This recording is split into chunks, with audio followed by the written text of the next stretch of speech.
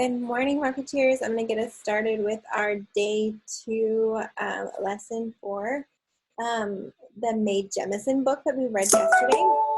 So let me go ahead and get us started. I want to go over some data that I saw from Monday's form. One of the questions that I had here was, what do you think the unfamiliar word traits means in the passage below?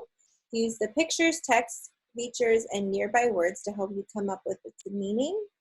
I have a lot of good answers, a lot of really good guesses for what the word means. A lot of people used the word characteristic, which is fantastic. I don't know if you looked that up, but that's really great. Traits are protection. So you're using the text here to pull that idea out. Someone here put they use their wings to scare another animal, so that wouldn't tell me what the word trait means, but that is describing a specific animal's trait. The word trait describes the bug's looks and details. So, I mean, a lot of you have some great answers here, and I can tell that you used the picture and you used the caption here to explain your thinking, which is awesome. But the meaning is feature or characteristic. One way I know to do this is I would read the text first. Insects have many traits that can help them stay alive. These traits include size, looks, and weapons. Let's look at some of the extreme traits insects have that help them. And so a lot of you did in your, not necessarily in this picture, but I did see a lot of people saying it's how the bug looks. And then if you go to the caption here, it's like a peanut head bug's looks and its skunk-like spray help keep it alive. So we know that traits means kind of a feature or characteristic that a specific animal has. That's why when we say character traits, we're talking about the person's character would be a trait or a feature or characteristic that they have that describes them. We go to the next one. Question 2, you guys rocked this answer. What do you think the unfamiliar word poison means in the passage below? And 81% of you answered this correctly. It says here, this bug jumps on other insects. It stabs them with its sharp beak. It shoots out poison that turns their insides to goo.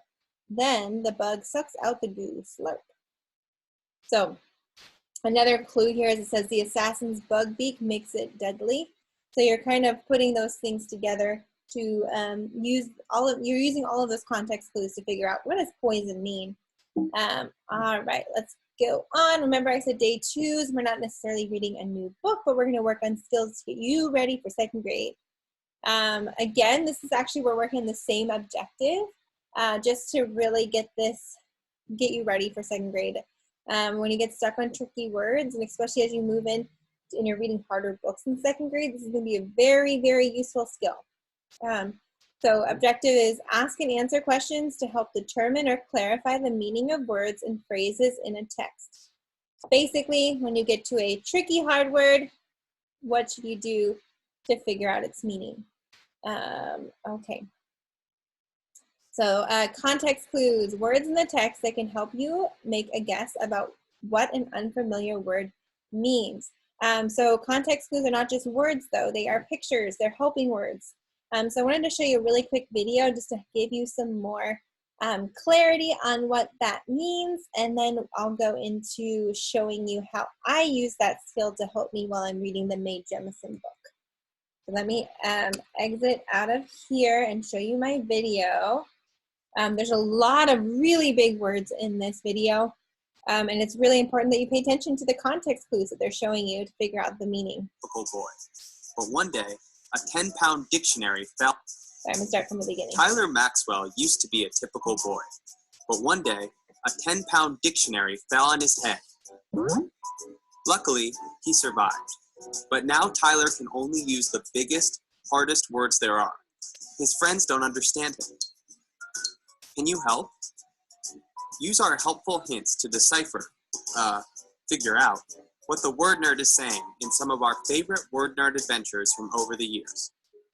On a sheet of paper, write down in your own words what the Word Nerd is trying to say. I am livid about the unsightly apparel my parents coerced me to don today. Unsightly apparel means ugly clothes. So what does livid mean? How would you feel if your parents coerced you to don ugly clothes? Thinking about context, or what would make sense in a sentence, can be a great clue to a word's meaning. The secured vestibule in which I store my possessions has the aroma of a swine's abode. Which words in the word nerd's exclamation can you figure out from what you see here? What would you call the secured vestibule where he keeps his stuff?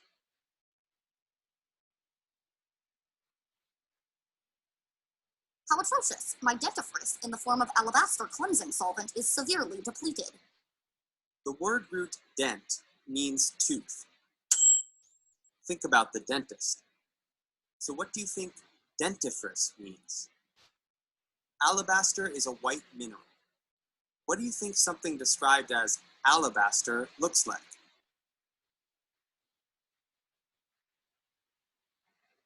I am enamored of poultry morsels encased in breading. The prefix "n" means put into or go into. What do you think enamored and encased mean? Here's another hint. The word root amor means love. My digits are fatigued from engaging in a surfeit of electronic pastimes. Digits can mean numbers. But be careful, that's not what it means here. What other meaning do you think it has? Look at the pictures. While trudging down the thoroughfare, I blundered in a fissure and plummeted onto my posterior. Which words do you already know? Use those words and the picture to figure out what meanings would make sense for the words you don't know. Looks like the word nerds had enough adventures for today. But you can use these hints whenever you come across unfamiliar words. Have an idea for a great word nerd adventure? So I know that was a lot of really large words that are very tricky. But I mean, just really thinking about the pictures that you're seeing. I thought one that was kind of funny here that people could relate to was this one here. It says, I am enamored of poultry morsels encased in breading. And he mentioned how amor is love. And so he's basically saying, I love chicken nuggets, right? He said poultry is chicken, and the breading on top of the chicken makes a chicken nugget. So it's like really, and you really can do this by just looking at the picture. Look at his face. Look how happy he is to eat those chicken nuggets, right? So use the picture, use the words. If you do know any of those root words, figuring it out that way. Just like he did with the toothpaste, like dent, meaning the teeth. And then here it's like, he also did something here that's interesting is he was like, well, how would you feel if your parents made you wear ugly clothes? And that's how that you would figure out this word livid, like very angry. But I mean, as the same thing, like using the picture, using the clues, using the words around that word you don't know to try to figure out that meaning, that's going to help you be such a better reader. So I'm going to do that with the book that we read yesterday, the Mae Jemison book. So when you get to an unfamiliar word, keep reading to the end of the sentence. Don't stop and give up. Think about the unfamiliar word. Have you heard the word before? What do the words around it say?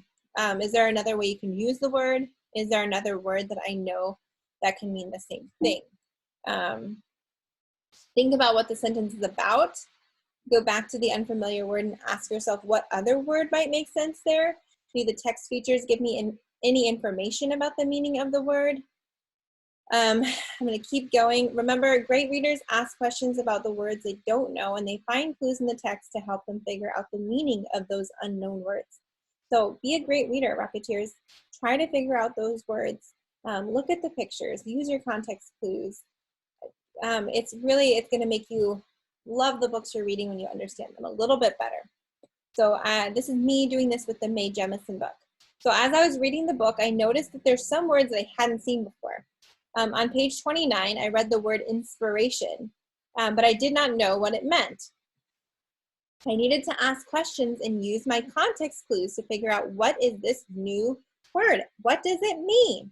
That way I can truly understand what the author's trying to teach me. If I don't understand that word, I've missed what the author's trying to teach me.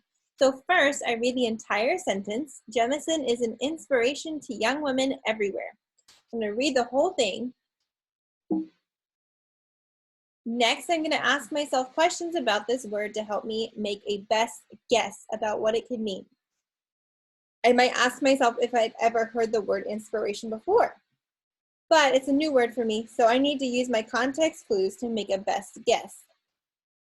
Now I'm going to ask myself what information the text around the word inspiration gives me. I notice that the other sentences on the page are giving me inspiration about Mae's accomplishments, right? They're telling me all these great things that she did, such as beginning a charity to bring technology to communities in need. This gives me a clue that being an inspiration is something positive, right? If she's starting a charity to help people, that's probably a positive thing. The author also describes Mae as curious and hardworking. So I'm thinking inspiration is something positive. Finally, I'm going to ask myself what other word makes sense here. Using the clues in the sentence and the text features, I can guess that someone who is an inspiration is a role model for others. Let me try it in the sentence to see if it makes sense, okay? Jemison is a role model to young women everywhere. This makes sense. Now I understand the author's point of view about the type of person Mae Jemison is. I know that she's saying inspiration is kind of like saying a role model. I'm going to have you practice this skill. I know last time I had you practice it with a nonfiction text, the one about the bugs. And now I'm going to have you do it with a fiction book. And I'm going to I'll put the text in the Google Doc. And I'll have you, I won't have the whole book, but I'll have the pieces that you need to answer with the vocabulary that is hopefully unfamiliar to you, so you can try to figure out the word for me. Great job, guys. I know you're working so hard at home, and I'm so proud of you. Thank you so much. Goodbye.